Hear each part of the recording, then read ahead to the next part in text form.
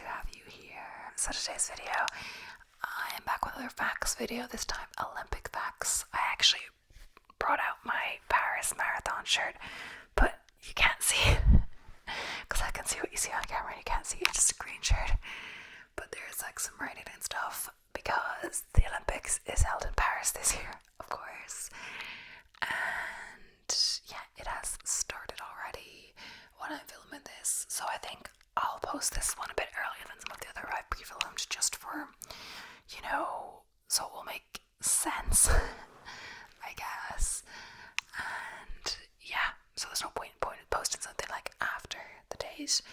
But yes, maybe it was my second next one or something up. I think I'll post the July facts about July one first. We'll see. So yeah, pretty much facts about the Olympics in general, and then maybe more specifically about the Paris Olympics. We'll see. So yeah, so some cool facts about the Olympics. So naked athletes. So while today's sporting events that involve nudity are considered scandalous, or at least unplanned, in ancient Greece it was one of the major Olympic traditions. Well, the first Olympiads saw athletes complete in lawn cloth, I'm not sure how you say it. A runner called Symbolism changed the face of the games when he appeared naked, appealing to the nation as a symbol of Greekness. So nudity proved a sign of fearlessness, courage and power, and was also considered a tribute to the gods. Participants would even lather themselves in olive oil to best show off their physique. Do you know the word gymnasium comes from the Greek word gymnos, which means naked? Did not know that. The tradition of biting Olympic medals. I've ever seen Olympians biting their medals during the awards ceremony. I wonder why they do that. Well, it harks back to ages past, where merchants would check a coin was indeed the precious metal they required and not a lead forgery. Lead coin would leave teeth marks, while a gold coin would not. Olympic medals are not made of gold, but only finished with gold. They're mostly made of silver in this day and age. The last time they were made entirely of gold was in the 1904 Olympics. That's also a thing in the marathon medal. Like, even if you haven't won the marathon, like, everyone basically gets the same medal, I guess, except the winners. Maybe they get a special one, perhaps. Yeah, so I wouldn't know, never gonna be winning any events. A 1,500-year hiatus. So the original Olympic Games, staged in Olympia, ran from 776 BC through till 392 AD and were held, like today, every 4 years in conjunction with a festival to honor the Greek god Zeus. The ancient Greeks also had 3 other games in honor of gods: Apollo, Elis, and Poseidon, making room for a tournament every year. Roman Emperor Thucydides abolished the Olympics in an attempt to rid his empire of paganism in favor of the widespread adoption of Christianity in 392 AD. Amazingly, it took 1,503 years before the Olympics were to return. Organized by Pierre de Coubertin, who formed the International Olympic Committee, IOC. The modern Olympics were born and took place in Athens in 1896. So what do the Olympic rings stand for? The 5 Olympic rings are symbolic of the 5 continents, and the colors were chosen because they all appear on the flags of all the competing nations around the world. So of course the Arctic and the Antarctic are not included as continents because they don't compete. So winners are engraved on the stadium walls. Medal winners are not only inducted into their nation's history and Olympic history, they are also honored at the Olympic Stadium of that year's tournament. Their names are engraved on the walls of the stadium, allowing their legacy to be written in stone. So the 3-medal format in the ancient Olympics, there was just 1 medal, gold, for the winner. In the advent of the modern Olympics Games, gold, silver and bronze medals were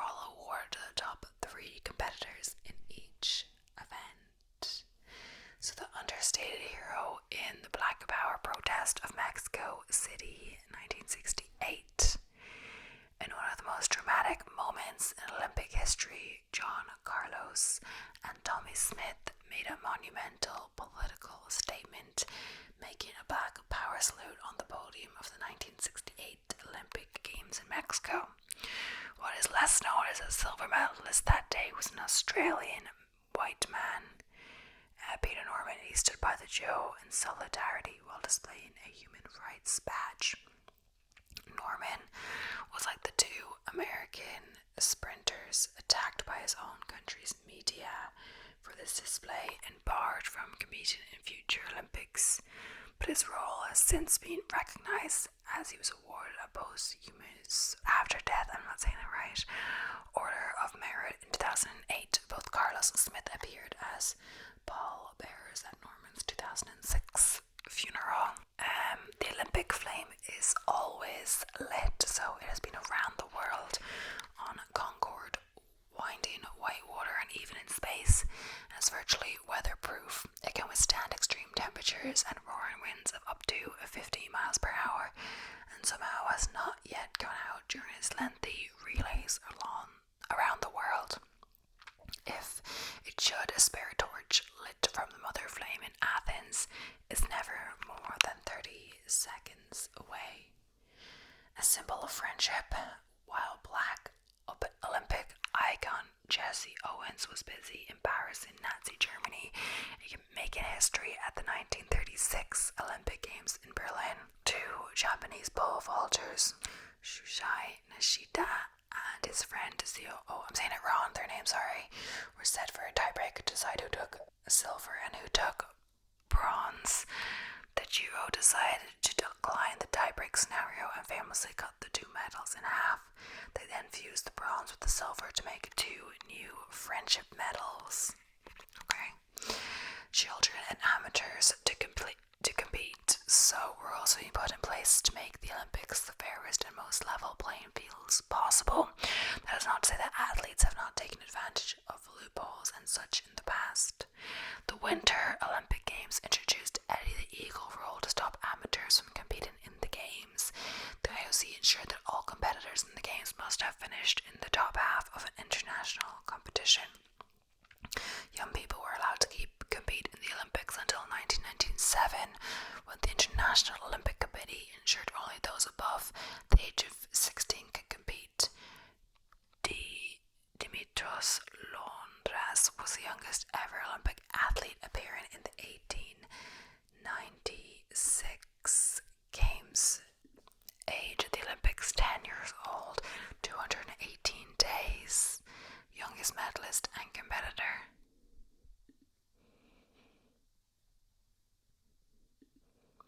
And he was a gymnast.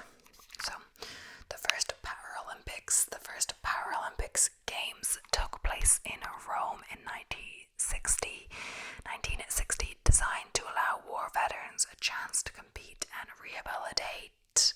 Before that, there were instances where physically disabled athletes competed in the Olympics themselves. Olympic gymnast George Iser famously won 6 medals with a wooden leg in the 1904 Games. Now the Paralympics offers a chance for people with an array of disabilities the chance to compete. In 2014, Ibrahim Hamato made history as he became a world champion in table tennis, despite having no arms and playing with the racket in his mouth. So a marathon without shoes from one man has shown immense mental resilience, determination, and drive to another. Abib Bikala won the Olympic marathon at the Rome Olympic Games in 1960. Amazingly, did it without the benefit of footwear. Written barefoot for the painstaking 26-mile run, Bikala became the first African in history to win a gold medal. London 2012 was a historical moment for equality. We've come a long way from naked competitors and excluded athletes into the Olympics of today, and London 2012 proved a landmark moment for the Olympics. Among other wins, the London 2012 Olympic Games was known as the Women's Games. Why? Because it was the first Summer Olympics that showcased true equality, women were not barred from a single sport, and for the first time in history, each nation sent a female competitor. The longest remaining record in the modern Olympics is now 50 years old. Bob Behrman won the long jump in the 1968 Olympic Games in Mexico. His superhuman leap reached a remarkable 8.9 meters to become an Olympic record, which this day stands in the competition. Greg Rutherford said of the iconic jump, it was a special jump back then and a special jump now. So let's move on to the next article.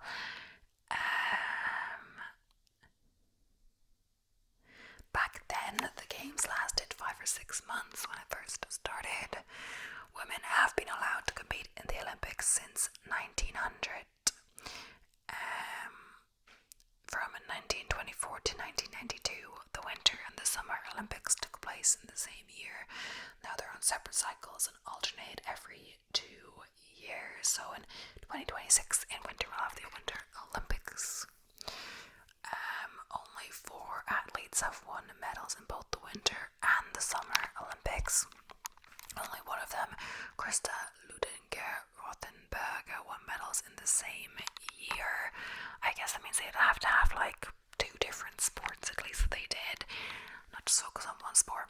So during the 2012 London Games, the Olympic Village required 165,000 towels for a bit more than 2 weeks of activity.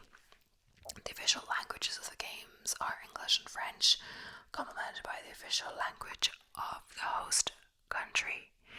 So Tarzan competes in the Olympics. Johnny Weissmuller, an athlete turned actor who played Tarzan in 12 movies, won 5 gold medals in swimming in the 1920s. From 1912 to 1948, artists participate in the Olympics. Painters, sculptors, architects, writers, and musicians competed for medals in their respective fields. From there, the torch starts. Its relay in the O City is usually carried by runners, but is travelled on a boat, on an airplane, and the Concorde, on horseback, on the back of a camel, via radio signal, underwater, and in a canoe. The unlit Olympic torch has also been taken to space several times. The relay torch and the Olympic flame are supposed to burn during the whole event. In case the flame goes out, it can only be reignited with a backup flame, which has been lit in Greece as well, and with never a regular lighter. I don't know how it lasts from being lit in Greece. Like, yeah, I don't get it.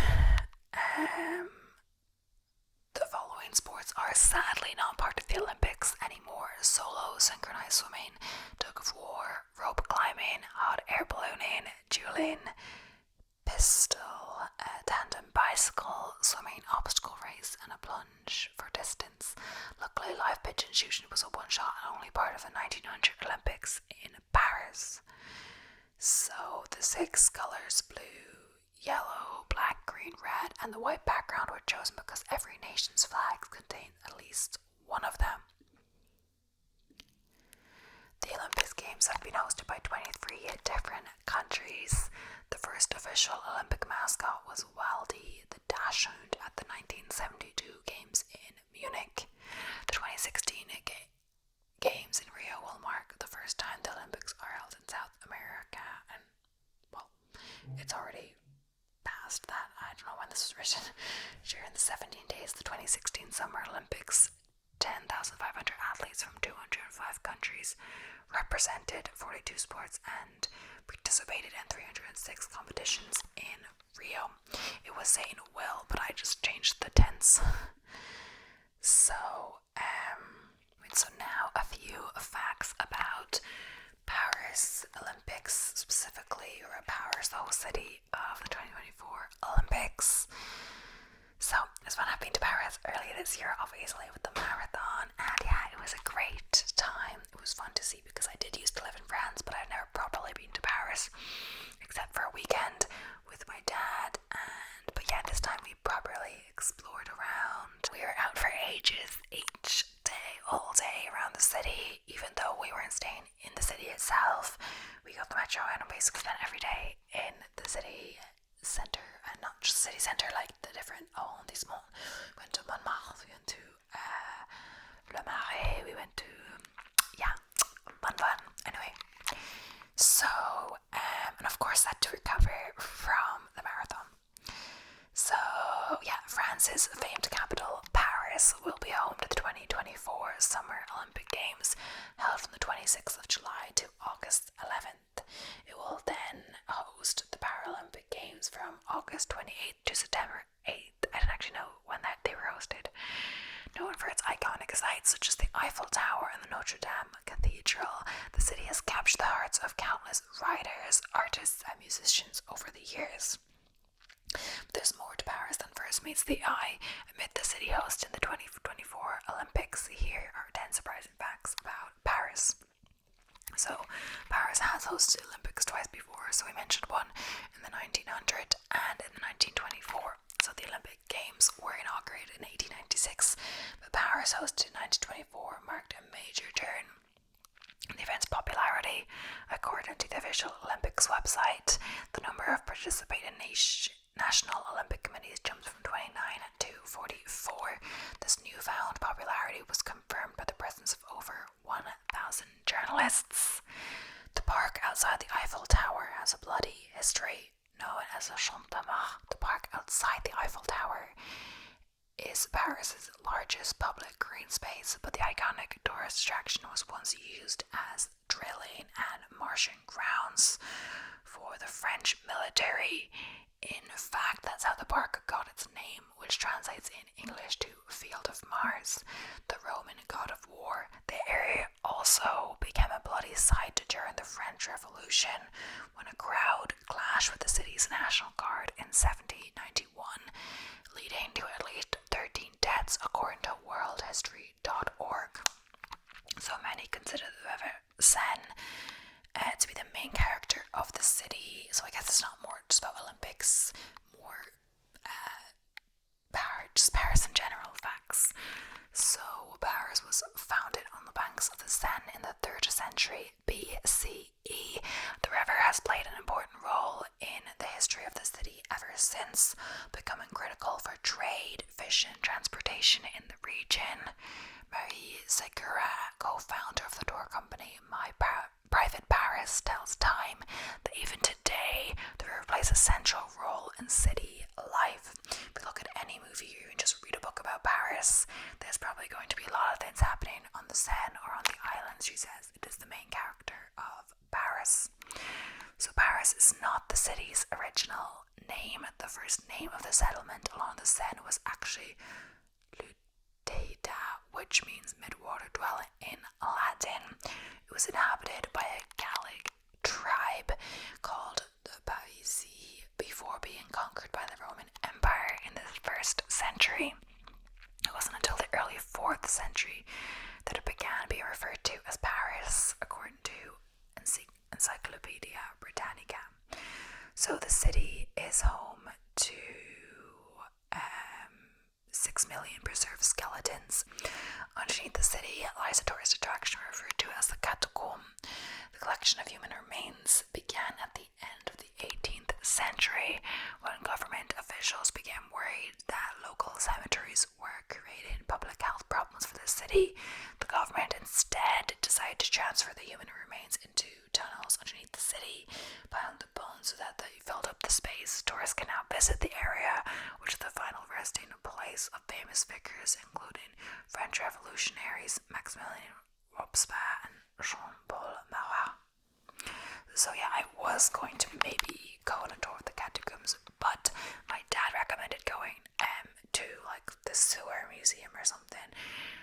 That's what we did, my mom. So I just asked when we were getting the tickets or whatever about translations. So we're speaking to the lady in French, but she gave us this book where basically it was all of the signs, they were all just in French. I thought a lot of museums they would be bilingual, but it was in order and it was all English translations in the book. I will just get back to her at the end. So The Grand Mosque of Paris has a rich history. So, opened in 1926, the Grand Mosque of Paris was initially built as more Muslim immigrants from North Africa began to move to France during the French colonial era. It was primarily created to recognize the contributions of Muslims who died in the French army during the First World War. The symbolism of the Paris Mosque is above all a symbolism of memory, that of the blood shed by Muslims for France. Before immigration issues, it is first and foremost this aspect that is at the origin of its construction. Dalil Boubacar, current rector of the Grand Mosque, is quoted saying in the French newspaper Le Monde. So the international prototype of the kilogram is located in Paris. So Paris is home to the prototype created for standardizing the metric system for measuring weight. The kilogram, made of platinum iridium, in 1889, it has a standard for which all kilograms are based off of. It is stored in the International Bureau of Weights and Measures vault in the western suburb of Saint-Cloud in Paris. So, some Parisians refer to non-Parisians as Bluk. I saw that. It means the hick. Apparently, it's an Emily in Paris. They were saying La Bluk. Paris' distinct culture from the rest of Paris. It does mention Emily in Paris in this. The sense of a distinct identity is so strong among Parisians that they often refer to non-Parisians as Bluks. History professor Andrew Hussey, who co-authored the book Paris: A Secret History, tells Time. Hussey notes that it's a slightly derogatory term used to describe both French and non-French persons, anyone who isn't from Paris. The world became internationally known when Netflix Emily in Paris aired in October 2020. In the show, the main character Emily is called La Bluk by her colleagues. The word becomes a hot topic online, launching internet quizzes such as, "How much of La Bluk are you?" So, the Louvre is the world's most visited museum. The Louvre is a museum in Paris which is home to some of the world's most famous works of art, including the Mona Lisa, Venus de Milo, and the Raft of Medusa. Per the museum's website, it received 8.9 million visitors in 2023, making it the most popular museum in the world according to the art newspaper. The Bastille prison no longer exists. Bastille prison, which was famously stormed on July 14th, 1789, starting the French Revolution, was demolished by the revolutionary government shortly thereafter. However, those interested in the history of revolution can still see remnants of the prison walls on display in Square Henri Gallet, a park located in central Paris. So we're going to go back to some just general Olympic facts, I guess. So the United States Olympic team, by the numbers, so an estimated 10,500 athletes will compete in the Paris Olympics. Nearly 600 athletes represent Team USA. 6 sets of siblings are competing in this year's Olympics, including twins Annie and Carrie Zhu, who are competing in badminton. So yeah, this is specific about the US, but it's just the article I chose, so why not? California is a state with the most athletes competing in the Olympics. Washington, D.C. has the highest ratio of Olympic athletes to their population. Arizona has the most diversity in sporting events. Only 4 states, Maine, North Dakota, West Virginia, and Wyoming, don't have representation at the 2024 Games. The United States has won the most Olympic medals ever. Team USA has won 1,077 gold medals, 840 silver medals, and 750 bronze medals. According to The Economist, American athletes won 11% of all medals in the Olympic Summer Games since 2000.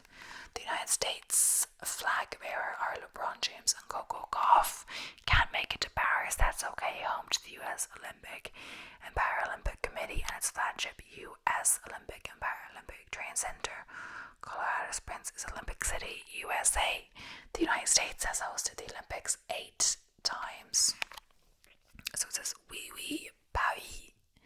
The Olympics pack a lot into just 18 days. athletes will compete in 32 different sports and 329 medal events. This year's Olympic medals will include iron that was once part of the Eiffel Tower. Each medal is infused with iron from the original tower, cut over the years during renovations. These 2024 Games will coincide with the 100th anniversary of the 1924 Olympic Games and expected to cost €9 billion. Paris has hosted the Summer Olympics 3 times in 1900, 1924 and 2024. Paris and London are the only cities to have hosted the Summer Olympics 3 times until 2028, when LA, California, joins the list. Approximately 45,000 volunteers will lend a helping hand to make the Paris 24 Olympics Games possible. Some of the Olympic events will take place at iconic Parisian spots. For example, beach volleyball will take place under the Eiffel Tower. The Grand Palais will host fencing, taekwondo and Paralympic wheelchair fencing. The 2024 Paralympics begin August 28th and include 22 sports and 549 events. More than 4,000 athletes worldwide will compete in the 2024 Paralympic Games. A global affair, 206 countries are competing in the 2024 Olympics. Paris 2024 will include an IOC refugee Olympic team. The first refugee team took part in the Rio 2016 Games, and that's when the two swimmers, or no, not the two swimmers, the swimmer that's in the movie The Swimmers, I'm pretty sure.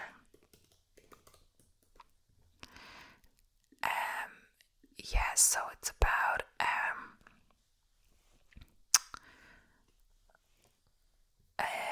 the Martini sisters. So Yusra Martini was in the Olympic team, the refugee Olympic team in Rio. She wanted to compete for Syria, but she accepted to be on the Olympic team. So Paris 2024 will, more than 60 countries have never earned an Olympic medal. Bangladesh is the most populous country to have never won an Olympic medal. Monaco has competed in 21 Summer Games and holds the title for most Olympic appearances without ever winning a gold medal. Norway won the most medals at the 2022 Beijing Winter Games. Of the 37, they won 16 were gold. So, sports of all sorts. So, for the first time, the split of men and women competing in the Olympics is even at 50% each. Surfing events will be held in Tahiti, part of the French Polynesia, at roughly 9,700 miles from Paris. These events will be the farthest away from the host city that any Olympic competition has ever been held. Skateboarding, sport climbing, surfing and breaking are 4 non-traditional sports that will appear at the Paris Games. Over the 329 events, roughly 1,000 medals will be awarded. Did you know some qualifying events give out more than 1 bronze medal? It's All-American medalists. So Diana Taurasi is the NBA's all-time leading scorer. She has been to the Olympics 4 times and has taken home gold each time. The 2024 Games will be her 5th visit to the Olympics, and if she wins gold again this year, she'll break a tied record with Sue Bird and become the most decorated team sport athlete in Olympic history. Jackie Eden, a skateboarder from Mesa, Arizona, won a bronze medal with a broken ankle in the 2020 Tokyo Games. Taryn Cloth and Kristen Nuss have made history twice in U.S. Olympic beach volleyball, with the country's first volleyball team that doesn't primarily train in California. Lancaster, PA native Casey Colefold is set to give Team USA its best chance of winning a medal in Olympic archery. She will be the first American woman to do so since 1976, when Ryan took home with gold at the Montreal Games. Sha'Carri Richardson is making her triumphant return to the Olympic Games after being disqualified last go-round. Richardson won the world title last year and ran the fastest 100-meter time in the world this year. and is down in 10.71 seconds. So at the 2020 Tokyo Games, Nevin Harrison became the first woman to win Olympic gold in canoeing, and this year she got her eyes set on taking home the prize again. So all about gymnastics. So 79 of the 191 artistic gymnasts competing in Paris are returning Olympians, with a combined 37 medals at the Olympic Games and World Championships. Biles is the most decorated gymnast, male or female, of any nation in the world. Yes, Simone Biles, I've been looking up at her. The women's gymnastics team's leotards, which weigh almost a pound, are comprised of nearly 10,000 hand-placed crystals. Each gymnast set includes 8 competitive leotards. Each competitor of the Team USA women's gymnast team will wear more than 47,000 crystals throughout the games. Team USA's men's gymnastics team has an average age of 22.2 and will be the youngest men's team competing in Paris. The US women's gymnast team has the oldest average age since 1952. The average age is 22.5, but it's like the oldest average age is 22.5 and the youngest for men is 22.2, so the men must be just an older average. Just keep swimming. So aquatics will be the sport with the most medals awarded at the 2024 Games. There are 49 different events, including swimming, marathon swimming, diving, water polo, and artistic swimming. I believe the marathon swimming is the one they want to do in the Seine, which was this big thing about clearing out the Seine, and they spent so much money on it. The marathon in the Seine, all of this stuff. So that should be going forward. So Katie Ledecky has a chance to leave Paris as the most decorated female Olympic swimmer of all time. So I'm not sure if this is just about American athletes actually, but it's just the article I found. Billy May, who has competed in artistic swimming, is 45 years old and a 6-time world medalist. Artistic swimming was formerly known as synchronized swimming, and 2024 marks the first time men have been able to compete in the event at the Olympics. Aaron and Alex Shackell, a brother-sister duo from Carmel, Indiana, are both competed in the Paris Games, but swimming runs deep in their family. Their parents are both All-American swimmers, and their father represented Great Britain in the 1996 Games. This year, for the first time ever, the U.S. Olympic swimming trials were held inside a football stadium. Lucas Oil Stadium transformed from a football stadium into 860,000 gallons of liquid competition. Okay. So going for gold when it comes to back-to-back champions, the Team USA basketball team aims to win its 5th straight gold. Team USA women's indoor volleyball team will arrive in Paris as the defending champion, hoping to be the first repeat winners since 2012. The women's water polo team is favored to win its 4th straight gold. For the first timers, if either the women's or men's rugby team wins, they will be the first USA team to medal in the sport. An American women's field hockey team is in the Olympics for the first time since 2016. Breaking or breakdancing is making its Olympic debut. The sport originated in the US in the 70s. The competition will see 16 athletes from both men's and women's teams compete head-to-head in a round robin before advancing to a knockout stage. They will be judged on 5 categories: technique, vocabulary, execution, musicality, and originality. Team USA's men's basketball team is stacked with a 3-time Olympic champion Kevin Durant, the NBA's all-time leading scorer LeBron James, the NBA player with the highest career free throw percentage Steph Curry. So for the first time since 2008, 2 US soccer squads are going to the Olympics. The men's team will return to the Olympics after a 16-year absence, while the women's roster is looking to take home their first gold since the 2012 Games. So that's the end of that article and the end of this video. The second half of the video kind of focused more on the US team. That's not intentional, it's just the article I chose.